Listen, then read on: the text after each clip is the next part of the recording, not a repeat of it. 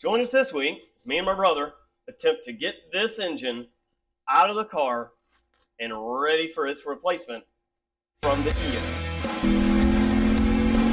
What the hell did we just do? We stopped the pickup.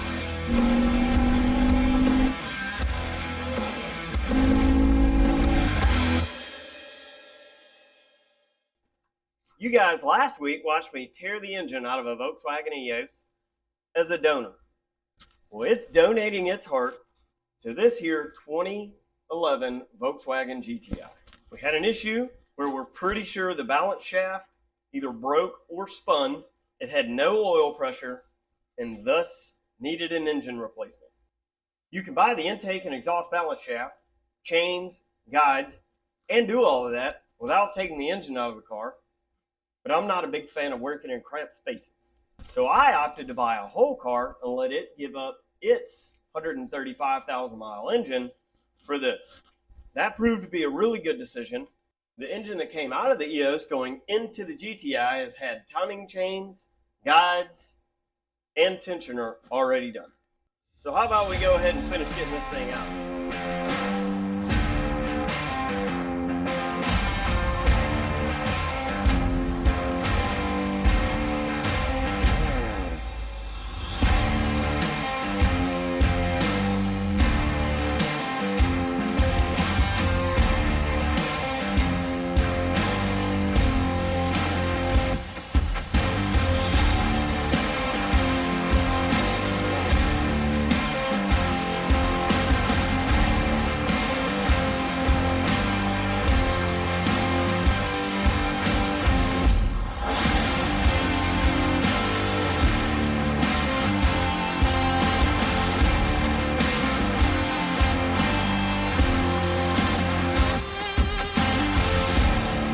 All right, so what we ended up getting done today, we got the core support off. As you can see, we're mostly done with the disconnection of everything. From here, it's basically just kind of keep going a little bit, get the downpipe, those last coolant hoses, trans. I guess we'll pull the wheels off, get the axles from the trans. We'll leave those in the car, and we'll be about done. All right, so what we ended up with, as of right now, I think we're ready to pull. We got the shifter cables disconnected. We've got the clutch disconnected. We got one of those back there broken, which is fine because they always break. This will be the second set I've put on there. So all we have left is the pendulum mount, the trans mount, and the engine mount. I'm going to get the engine hoist hooked to the engine. I guess I got to go get the chain off the other one and see if I can't stick it on the ground right over there. We'll separate the trans and start looking at getting the clutch off. So I see that engine over there is missing this little bracket right here that bolts to the engine. So that leads me to believe that that engine has had a intake valve cleaning, and that's what I really need to do. If that one is dirty and it's going to run like crap, go ahead and get it done while we can have access to the whole front of the engine. Makes it a lot easier. This guy, I'll bring you in here real quick. So this guy here bolts here and to the bottom of the intake manifold. And with the core support and everything here, it really makes getting into this difficult. So I would rather go ahead and pull that manifold, look at the intake valves. I have all the cups for all the injectors already. So hopefully we'll be in business.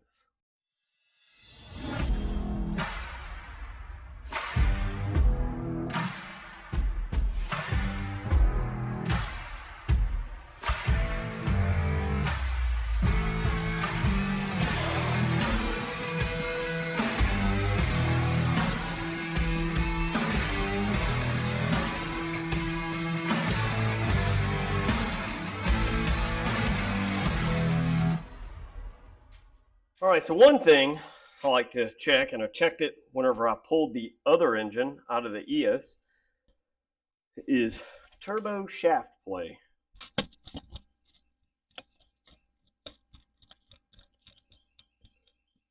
So it doesn't have any lateral shaft play, and it does have the other plane of shaft play.